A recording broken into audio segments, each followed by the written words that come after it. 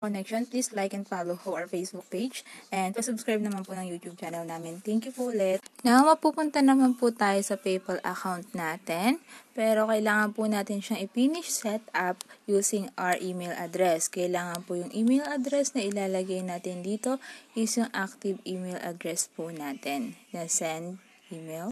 Then, now, punta po tayo sa Gmail account natin. Dito po magsasend si PayPal ng confirmation para po ma-activate natin yung ating PayPal account. Click lang po natin yung color yellow na may nakalagay na click to activate your account and hintayin lang po natin.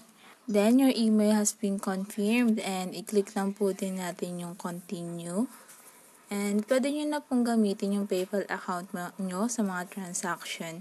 To complete your account setup, i-click nyo lang po yung set up your account and makikita nyo po dyan na confirmed na po yung email nyo.